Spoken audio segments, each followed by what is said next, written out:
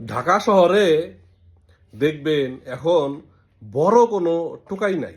মানে আছে, টোকাই আছে, ওই যে বাচ্চা ছোট ছোট যে পোলাপানগুলা সেগুলো আছে, কিন্তু যারা একটু প্রাপ্তবয়স্ক, একটু শক্তিশালী, লম্বা চূড়া, এরকম কোনো টোকাই আপনি ঢাকা শহরে এখন দেখবেন না। মিনিমাম 2 লাখ থেকে 2.5 লাখ টোকাই এই জামাত শিবির একটা এনজিওর মাধ্যমে এই টোকাইগুলারে উঠিয়ে নিছে।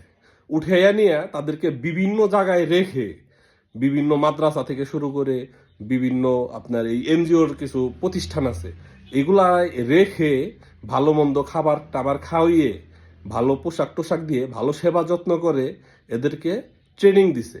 এবং কি আপনার দেখবেন ঢাকায় যখন জামাতের বড় বড় প্রোগ্রাম হয় বা বড় বড় যে গুপ্ত হামলাগুলো এরা করে বা যে নাশকতাগুলো এরা করে মাঝে মধ্যে, এগুলা এই টোকাইদের দিয়ে করে।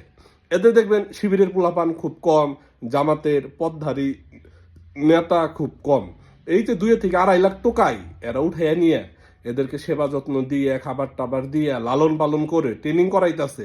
এদেরকে দিয়েই যত নাশকতা আছে, জ্বালাও পোড়াও আগুন টাগুন সব এদের পায়জামা পাঞ্জাবি পরে নামিয়া দেয়, প্যান্ট শার্ট পরে নামিয়া দেয়। এরা হলো সমস্ত নাশকতাগুলা এই টোকাইগুলা করে।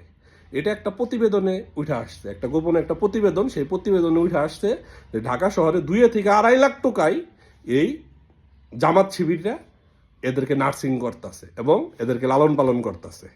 এটা আপনার আপনাদের দিকে একদিকে কেউ কেউ বলতে পারেন যে এটা তো ভালো খবর, যে টুকাইদের উঠে নিচ্ছে, উঠে নিয়ে তাদেরকে ভালো একটা জীবন দিচ্ছে। না, এটা তাদেরকে ধ্বংসের দিকে দিচ্ছে। এই যে নাশকতা করতে যাই এদের কারো কেউ পঙ্গু হচ্ছে, কেউ আহত হচ্ছে, আবার কিছু কিছু সময় দেখবে এদের জীবনও চলে যাবে। এনে তো জামাত শিবিরের কোনো কিছু আসে যায় না, কারণ এরা তো জামাত শিবিরের কর্মী না। এদেরকে শুধু ব্যবহার করা হচ্ছে, এদেরকে সন্ত্রাসী কার্যকলাপ, দেশে একটা নৈরাজ্য সৃষ্টির জন্য এদেরকে ব্যবহার করা হচ্ছে। এদের প্রতি জামাত শিবিরের কোনো মায়া দয়া নাই। কারণ এদের প্রতি যদি জামাত শিবিরের মায়া দয়া থাকতো, জামাত শিবির এদেরকে দিয়ে এরকম নাশকতা করাইতো না, এরকম ট্রেনিং মেনিং করাইতো না। সেই এনজিওর মাধ্যমে এনে জামাত শিবির সরাসরি নিজেরা যদি সম্পৃক্ত হয়, তাহলে তো আপনার দেখা যায় জামাত শিবিরের হাইলাইটস আইসা পড়বে। এর জন্য তারা একটা এনজিওর মাধ্যমে, সেই এনজিওর টোটাল ফান্ডিংটাই আপনার জামাত শিবির করে।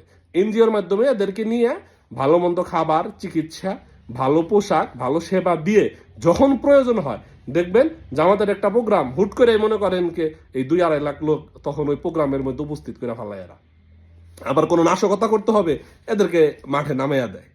এই হলাম জামাতের বর্তমান কার্যকলাপ আর কি। এইরকম কার্যকলাপ জামাতের আরো আছে, আরো নিকৃষ্ট নিকৃষ্ট কার্যকলাপ আছে, কিন্তু তার মধ্যে একটা যে ঢাকা শহরের টোকাইদের ব্যবহার করছে, যেটা কখনো আওয়ামী লীগও করে নাই,